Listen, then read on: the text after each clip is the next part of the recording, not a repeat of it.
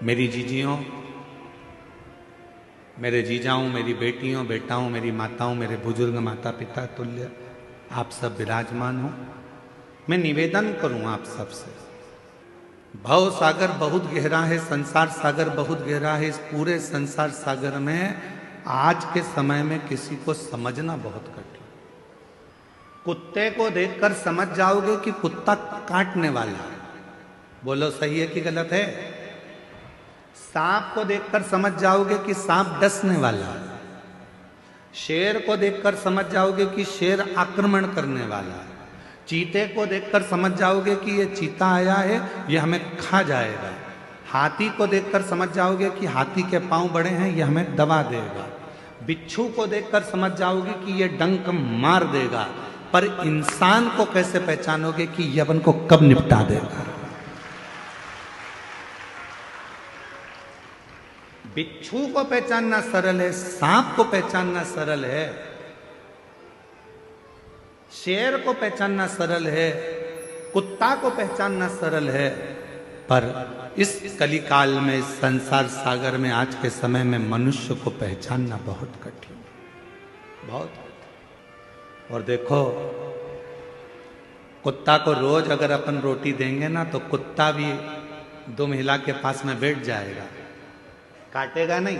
रोज रोज रोटी दो कुत्ता को तो वो कुत्ता भी नहीं काटता। लोग कह देंगे वो काट खाएगा, नहीं नहीं वो अपना पालतू है, वो नहीं काटेगा, वो नहीं काटेगा, पालतू है। कुत्ता को रोज रोटी देंगे तो वो कुत्ता काटता नहीं है। पर आज का संसार ऐसा हो गया कि पूरी जिंदगी आपने किसी को दे दी, पूरा धन आपने किसी को दे दिया, पूरी प्रॉपर्टी आपने किसी को दे दी, उसके बाद भी लोग काटने को तैयार बैठे हैं, आपको नुकसान पहुंचाने को तैयार।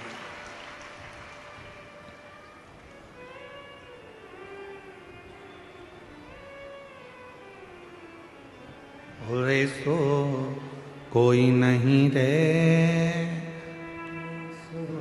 कोई नहीं रे, हीरा को परखयो राम, कोई नहीं रे। इस संसार सागर में परखने वाला नहीं मिल सकता। महाराज बड़ा ध्यान देना पड़ेगा। आप कुत्ते को पहचान सकते हो कि यह काटने वाला है, बिच्छू को पहचान लोगे काटने वाला है, सांप को पहचान लोगे काटने वाला है, पर मनुष्य को नहीं पहचान सकते, मानव को नहीं। कब, कहाँ, कैसे, किस जगह पर नुकसान देगा ये आपको मालूम नहीं पड़ेगा। कब आपको तकलीफ देगा मालूम नहीं पड़ेगा, कब आपको कष्ट देगा मालूम नहीं पड़ेगा। तो क्या करें इस संसार सागर में? दुनिया मौके का फायदा उठाने के लिए बैठी है। मेरी जीजियों, आप सब मोबाइल चलाते हो, जितने बैठे हो ना सब मोबाइल चलाते हो। किसी की तारीफ हो रही होगी ना सोशल मीडिया पर, तो कोई उस पर कमेंट्स नहीं करेगा, कोई उस रील को आगे नहीं बढ़ाएगा। पर उसी सोशल मीडिया पर अगर किसी की एक बार किसी प्रसिद्ध व्यक्ति की बुराई चालू हो जाए तो फिर तो रील ऐसी वायरल होती है कि पूरी दुनिया में फैल जाती है। मतलब इस रील से आपको सीखना पड़ेगा कि दुनिया आपकी तारीफ सुनने के लिए नहीं बैठी है, दुनिया आपकी बुराई सुनने के लिए तत्पर बैठी है कि कुछ करे। और हम कोई नहीं चाहता कि आप अच्छा काम करो, कोई नहीं चाहता कि आप किसी भी तरह से कोई श्रेष्ठ कर्म करें।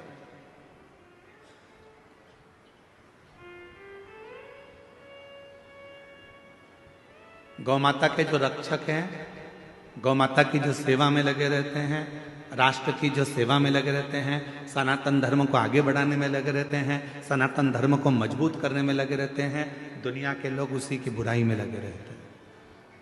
जितेंद्र जी, दुनिया की रीति है, आप तो इस क्षेत्र में रहते हैं तो आपको ज्यादा मालूम होगा कि जो सनातन को आगे बढ़ा रहा है जो धर्मांतरण को रोक रहा है या किसी भी तरह से वो गौ माता की सेवा कर रहा है, तो दुनिया के लोग उसी के पीछे पकड़कर उसी की टांग खींचकर उसी को नीचे गिराने में लगे रहते हैं। ये रीत है। आप देखना जितेंद्र जी, हम तो कथा करके चले जाते हैं, पर लोगों के स्मरण में वो चीज रहती है। बैठे वो स्मरण में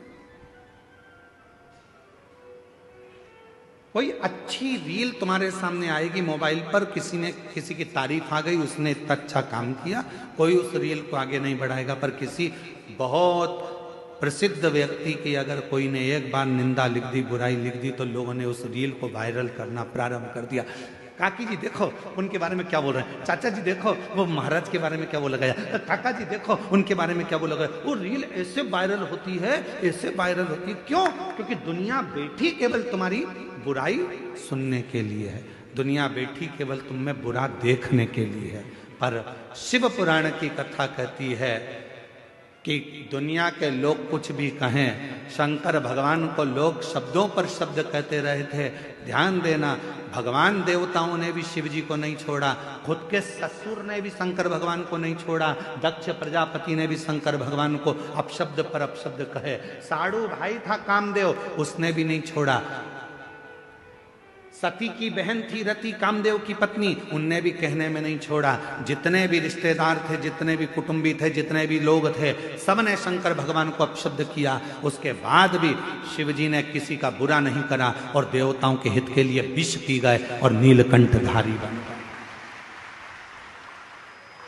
किसी के लिए मेरे भोले बाबा ने, किसी के लिए मेरे शंकर भगवान ने एक शब्द भी नहीं कहा, क्योंकि शिव जी को मालूम था कि बोलकर बुरा होने से अच्छा है कि जो विष है ये देवता पिएंगे, संसार के लोग इसको ले लेंगे और बर्बाद हो जाएंगे। इस विष को मैं पी लेता हूं और भगवान नीलकंठधारी हो गए। देवता केवल देवता रह गए और मेरे शंकर भगवान विष पीकर, देवता अमृत पीकर देवता रह गए, पर मेरे शंकर भगवान विष पीकर देवों के भी देव महादेव, देवों के भी देव महादेव। इसीलिए उनको बड़ा देव कहते हैं, इसलिए उनको बूढ़ा देव कहते हैं, इसलिए उनको घर का बुजुर्ग देव कहते हैं। अर्थात बूढ़ा देव का मतलब क्या होता है कि जो सारे संसार का सबसे वृद्ध हो, जो सारे संसार का पूजनीय हो, जो सारे संसार जिसको पूजता हो, दुनिया का हर व्यक्ति जिसकी आराधना करता हो, वो देव अधिदेव महादेव बूढ़ा देव के रूप में पूजा गया।